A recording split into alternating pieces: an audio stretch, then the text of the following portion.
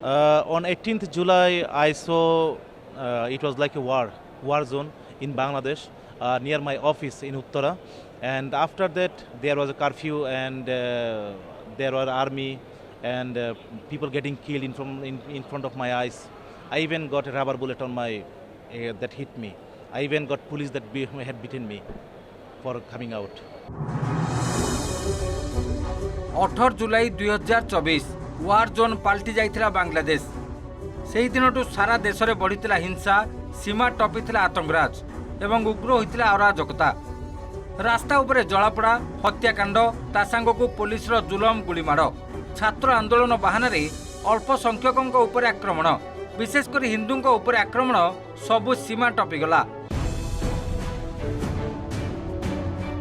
उपद्रवकारी आतंकराज गोटे पर गोटे भाइराल वीडियो प्रमाणित कला सेठारे सुरक्षित नुहंती बांग्लादेशी हिंदू। केउंटी मंदिर रे भंगारुजा तो पुणी केउंटी कहा घर पोड़ीदेले, रास्ता उपर आक्रमण कले, पुणी कहार सर्वनाश करी तांडव कले।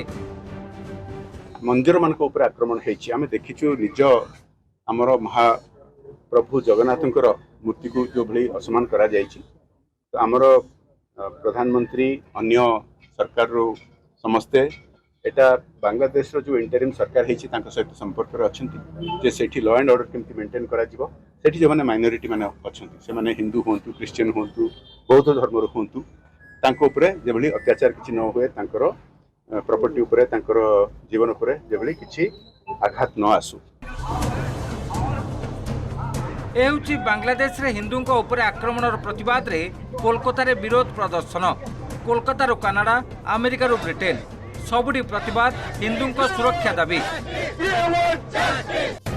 बांग्लादेश रे 170 मिलियन जनता मध्य अल्प संख्यक हिंदुओं मात्रा मात्र 8%।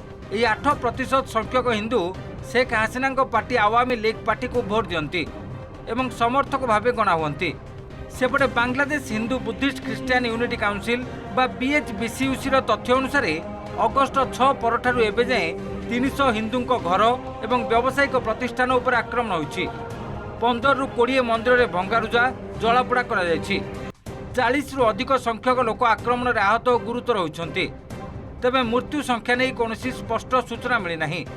सेपटे संख्या अधिक बोली आशंका करा जाउछि। Bangladesh is a country of all religion, Muslim, Hindu, Christians, Buddhist. But last 4 or 5 days, I see my own eyes, the Hindus' houses is burning, Hindus' women are molested, many Hindus were slaughtered, and many Hindus even I saw running away to the Indian borders.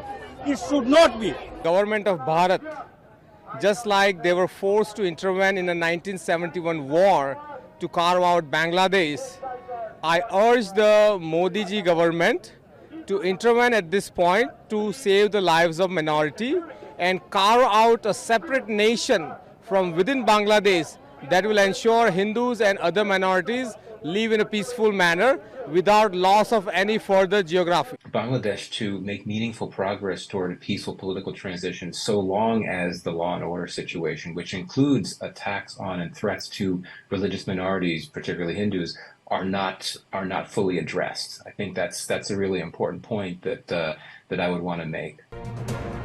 अन्यपटे Bangladesh अंतरीण सरकार मुख्य मोहम्मद यूनुस शनिवार यह प्रसंग उपरे नीरवता भांगी। हिंसाग्रस्त बांग्लादेश रे अल्प संख्यक हिंदुओं उपरे हेउतिबा आक्रमण को निंदा करबा सह एहाको जघन्य बोली उल्लेख करछन्ती। एक कार्यक्रम रे छात्र गोष्ठी को संबोधन बेले से कहिसन्ती, सेमाने कोन आम देशर नागरिक नुहंती, सेमाने कोन आम सह स्वाधीनता लड़ी लड़ी नांती, सेमाने कोन आम भाई और संपर्क नुहंती, आमे समस्त एकाठी लड़ी लड़िछन्ती, एकाठी रहिबा। মানুষ মানুষকে আক্রমণ করছে, ঘরবাড়ি জ্বালিয়ে দিচ্ছে, সম্পদ জ্বালিয়ে নষ্ট করছে, চুরি করছে, দিয়ে যাচ্ছে, অফিস আদালতে আক্রমণ করছে, সংখ্যালঘুদের উপর আক্রমণ করছে, হিন্দু, বৌদ্ধ, খ্রিস্টান, আমেরিয়া সবার উপর আক্রমণ করছে। এগুলো হলো ষড়যন্ত্রের অংশ। এগুলো আমাদের বিষয় না, আমাদের কাজ হলো এটাকে রক্ষা করা।